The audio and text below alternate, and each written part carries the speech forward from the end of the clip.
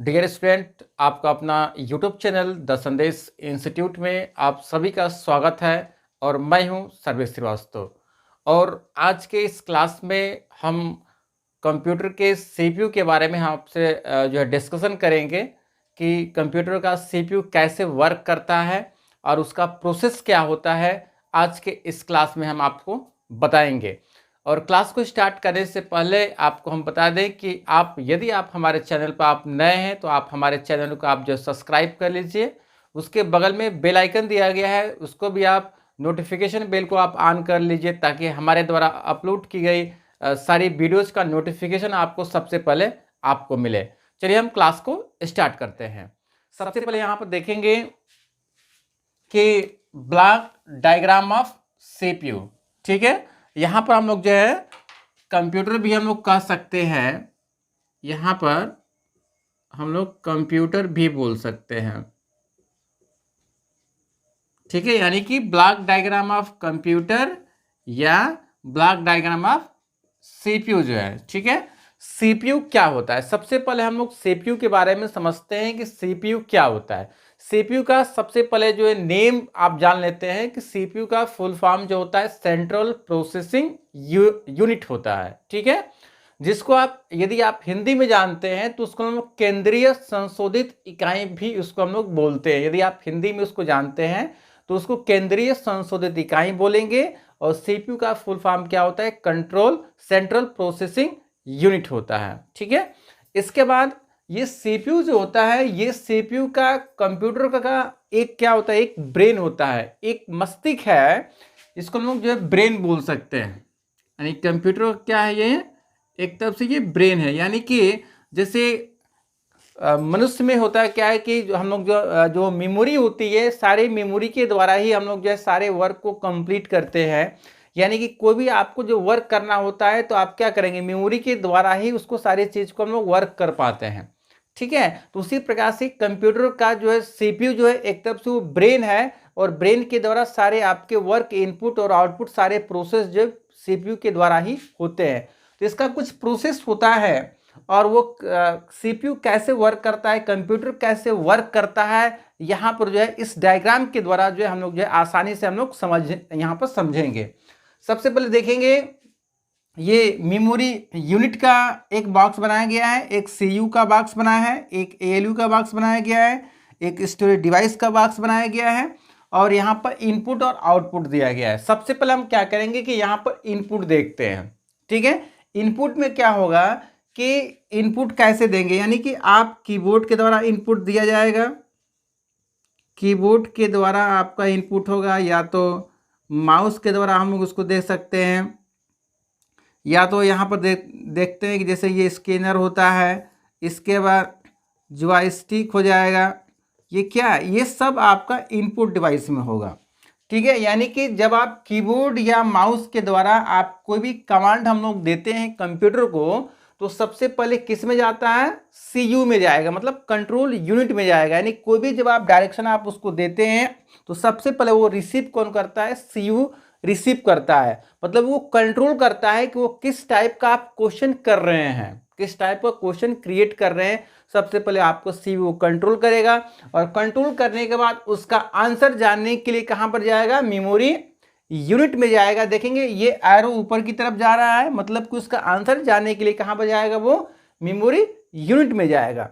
ठीक है, इसके बाद मेमोरी यूनिट उसको बताएगा कि उसका क्या आंसर होगा, क्योंकि जो आपने क्वेश्चन उससे पूछा था उसका आंसर जो है लेकर आपको दोबारा किस में आएगा? वो सीयू में आएगा। ठीक है, और सीयू में होते हुए यहाँ पर आउटपुट डिवाइस, मतलब आउटपुट के रूप में यहाँ पर आपको डिस्प्ले करेगा। जैसे आउटपुट में क्या हो जाएगा? जैसे मॉनिटर होता है, यहाँ पर देखेंगे मॉनिटर हो जाएगा। इसके बाद स्पीकर होता है, ये सब आउटपुट में आते हैं। प्रिंटर होता है, ये सब आउटपुट डिवाइसेस है, वीटीसी। ठीक है, तो यानी कि जब आप कोई भी आप कमांड देते हैं सबसे पहले आपको वो इन होगा।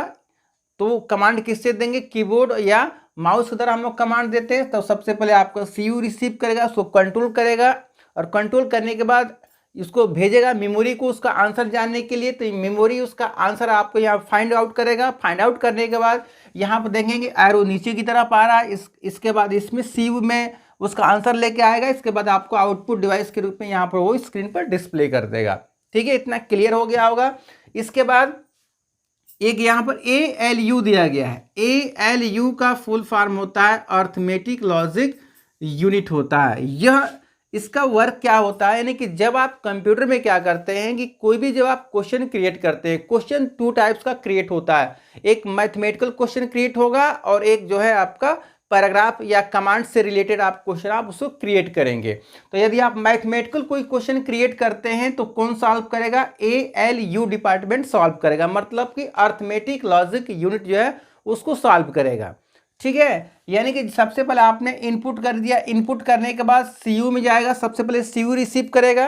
ठीक है, CU रिसीव करने के बाद ये कंफर्म कर रहा है कि आपका ये आपके द्वारा दिया गया कमांड जो है क्या है, मैथमेटिकल है, तो सीधे किसको ट्रांसफर करेगा, आपका ALU को ट्रांसफर करेगा। ठीक है, यानी कि सीधे आपका वो ALU में जाएगा, अर्थमेटिक लॉजिक यूनिट में जाएगा।